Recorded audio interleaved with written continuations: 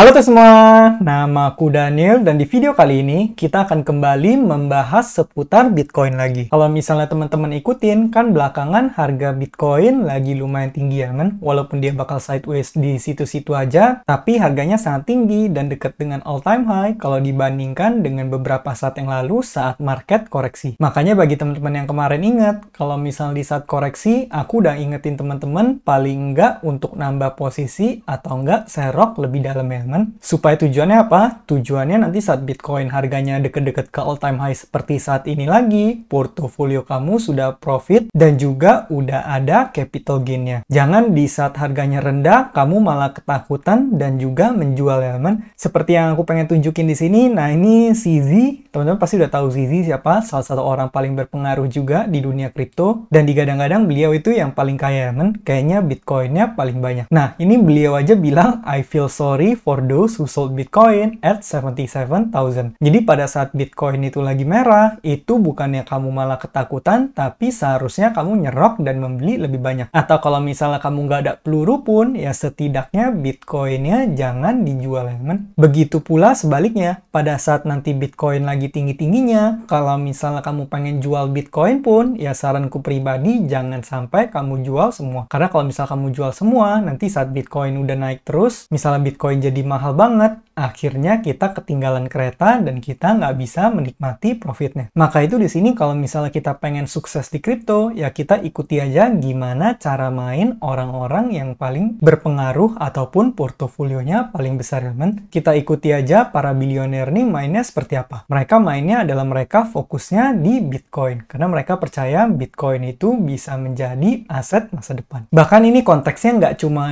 pribadi perorangan juga, negara juga bisa melakukan kesalahan. Kalau misalnya teman-teman lihat, berapa saat yang lalu Germany itu mereka menjual Bitcoin-nya di harga yang bawah banget. Padahal kalau mereka tunggu berapa saat aja, mereka bisa mendapatkan keuntungan ekstra berapa bilion dolar ya kan? Itulah kenapa kamu jangan menjual Bitcoin kamu. Nah, ini salah satu hal yang menarik juga. Pada saat Bitcoin udah menyentuh 107.000, kan kemarin all time high-nya bahkan udah lebih dari 107.000, Satoshi Nakamoto itu udah menjadi salah satu orang terkaya dunia. Karena seperti yang kita ketahui, Bitcoin-nya beliau itu harusnya lebih dari 1 juta ya, men. Bahkan kalau nggak salah katanya 1,1 juta. Kamu bayangin dengan Bitcoin sebanyak itu, beliau bisa jadi salah satu orang paling kaya di dunia. Dan yang paling kerennya apa? Paling kerennya kita semua nggak ada yang tahu siapa Satoshi Nakamoto. Bahkan kita nggak tahu beliau masih hidup atau enggak, tapi walletnya udah nggak pernah bergerak. Makanya ini keren banget. Cuma kalau misalnya teman-teman ikutin beberapa dokumentari, itu banyak banget tebakan-tebakan orang yang berpotensi menjadi Satoshi Nakamoto ya. Walaupun sampai sekarang nggak pernah terkuak juga dan nggak pernah ketahuan siapa Satoshi. Makanya itulah yang membuat the beauty of Bitcoin. Itulah yang membuat Bitcoin bisa menjadi seperti sekarang ini. Jadi bahkan foundernya sekalipun menemukan teknologi ini sebagai gift untuk umat manusia. Makanya kalau misalnya teman-teman lihat, sekarang patungnya Satoshi Nakamoto itu udah dibikin banyak banget ya teman. Di Eropa, di berbagai kota udah ada patung Satoshi Nakamoto. Menurut aku ini hal yang menarik banget ya teman. Nah, berikutnya lagi yang menunjukkan seberapa kuatnya Bitcoin, dan Bitcoin menjadi aset salah satu yang paling legit saat ini. Kamu bisa lihat Bitcoin just flip the Taiwan dollar. Di sini kamu bisa baca bahwa Bitcoin its largest currency by market cap udah overtake Taiwan dollar dengan 2,18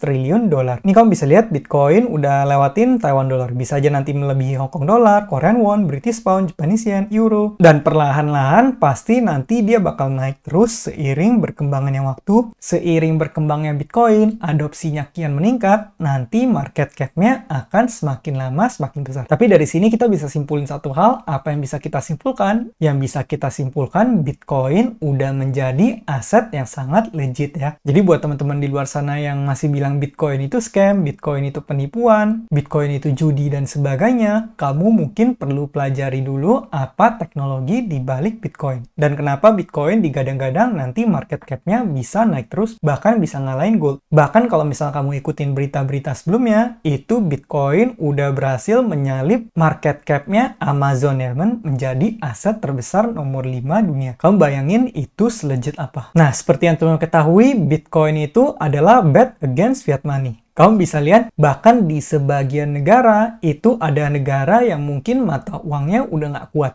Karena dia inflasi terus, makin lama nilainya semakin berkurang, di print terus, dicetak terus sampai value-nya nggak ada.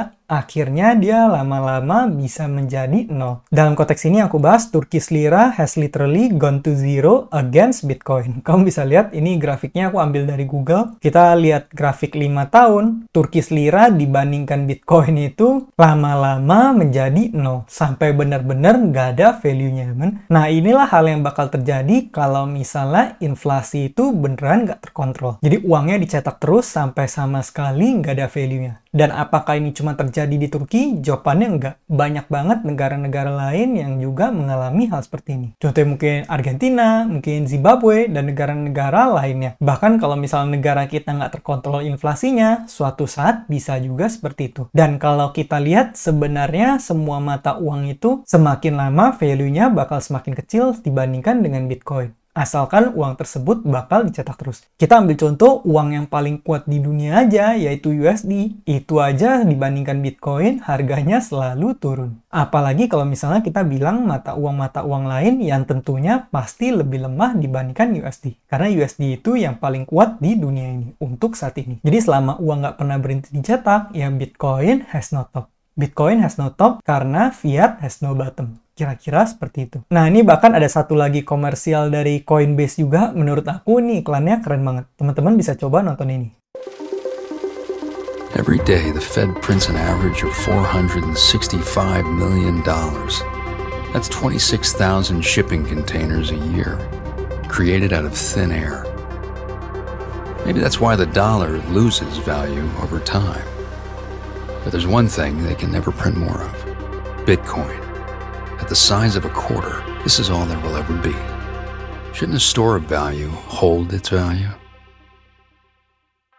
Nah, bahkan Coinbase sendiri udah bilang the future of money is here. Bitcoin merupakan future of money. Kamu bisa lihat tadi berapa jumlah uang yang di-print setiap harinya. Nah, selama itu terjadi, ya Bitcoin kian lama akan semakin meningkat. Karena kenapa? Bitcoin udah nggak bisa dicetak lagi. Bitcoin udah ditentuin dari awal, jumlahnya 21 juta, ya udah mentoknya bakal jadi segitu ya. Itulah kenapa aku suka banget dengan aset yang satu ini. Ini merupakan aset yang sangat scarce, dan di era sekarang ini, kalau kamu punya Bitcoin, itu sama aja kamu punya hal yang sangat berharga yang mungkin di masa depan nanti, orang bakal berebutan dan rela bayar berapapun demi bisa dapetin Bitcoin kamu. Itulah kenapa sekarang merupakan game akumulasi dan tujuan kita sebaiknya adalah mengumpulkan sebanyak mungkin Bitcoin yang kita bisa. Nah, jadi istilahnya Bitcoin itu adalah kalau misalnya kita pengen keluar dari sistem fiat ini. Kamu bisa lihat di sini gambarnya, we print money out of thin air, lend it to you with interest, then tax you for using it. And you spend your life trying to keep it up. Buat orang-orang yang ngerti sistem ini, dan dia pengen keluar dari sistem ini, caranya gimana?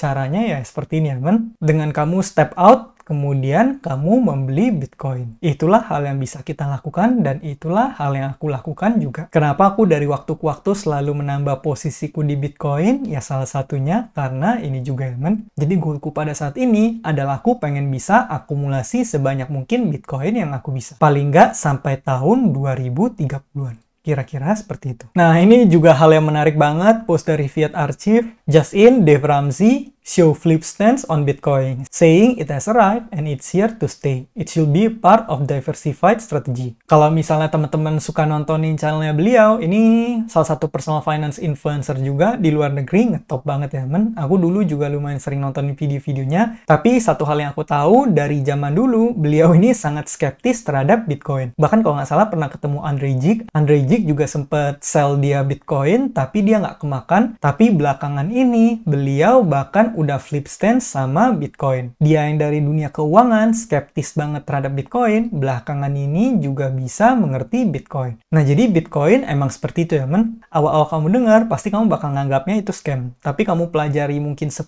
jam, nah kamu mungkin bakal mulai tradingin, kamu mulai jual beli di sana. Terus kamu pelajari 100 jam, lama-lama kamu makin suka. Setelah kamu udah ngerti, kamu pelajari ribuan jam, kamu bakal seyakin itu sama Bitcoin, dan pada akhirnya kamu bakal all in ke Bitcoin. Jadi rata-rata setiap orang juga punya perjalanan yang mirip-mirip. Makanya di sini aku pengen dengar pendapat dari teman-teman, kalau menurut kamu pribadi, Bitcoin itu seperti apa, dan perjalanan investasi kamu sampai terakhir bisa percaya terhadap Bitcoin itu seperti apa. Kamu boleh coba tulis di kolom komentar. Teman-teman juga boleh tulis berapa Bitcoin yang kamu punya dan juga teknik akumulasi Bitcoin yang kamu lakukan ya. Nah, berikutnya nih salah satu post terakhir aja dari Robin Sear. If you are happy when it goes up and goes down, you get Bitcoin. Nah, di sini yang pengen ditekenin sama Robin Sear di sini adalah sebenarnya kalau investasi Bitcoin itu kita bisa bahagia dalam segala kondisi. Dan aku pribadi juga udah di kondisi seperti ini. Pada saat harga Bitcoin naik, kita bakal seneng. Karena kenapa? Karena portofolio kita artinya menggelembung, kita mendapatkan floating profit, portofolio kita semakin bernilai, dan otomatis daya beli kita akan semakin besar. Kemudian, kalau misalnya harga Bitcoin lagi anjlok, porto kita turun sekalipun, kita bakal tetap senang. Karena kenapa? Karena pada saat Bitcoin lagi turun, itu artinya kita bisa membeli Bitcoin dengan harga yang terdiskon, dengan uang yang sama, kita bisa dapat lebih banyak Bitcoin. Toh, kalau kita investasi di Bitcoin ini, kalau misalnya kita lagi merah sekalipun, kita tunggu sampai cycle berikutnya, udah pasti untung lagi. Ini yang keren dari investasi Bitcoin, yaitu dari cycle ke cycle, pasti topnya itu bakal semakin meningkat. Bahkan teman-teman bisa lihat, kalau misal kamu udah investasi dari cycle sebelumnya, kamu yang katakan kamu salah beli, kemudian kamu belinya di pucuk sekalipun, beli di harga yang paling mahal sekalipun, buy the top sekalipun, pada cycle ini juga Bitcoinnya udah tembus ATH baru lagi, dan kamu juga udah mendapatkan profit kalau kamu nggak menjual Bitcoin kamu. Dan itulah yang terjadi juga nanti di cycle ini. Di cycle berikutnya, Bitcoin itu bakal lebih tinggi lagi. Walaupun kamu salah beli, misalnya di cycle ini kamu belinya nanti di titik tertinggi pun, pada saat lagi tinggi-tingginya, pasti di cycle berikutnya kamu tetap bakal portofolionya menjadi hijau lagi karena Bitcoin bakal menemukan ATH barunya lagi. Itulah kenapa aku suka banget berinvestasi di Bitcoin. Nah, mungkin sekian aja pembahasan kita pada video kali ini. Bagi teman-teman yang pengen belajar gimana cara investasi Bitcoin, kamu boleh cek playlist Bitcoin yang ada di channel ini. Sekian video dari aku, semoga video ini bermanfaat, dan akhir kata jangan lupa untuk selalu invest in yourself. Sampai jumpa di video berikutnya. Bye!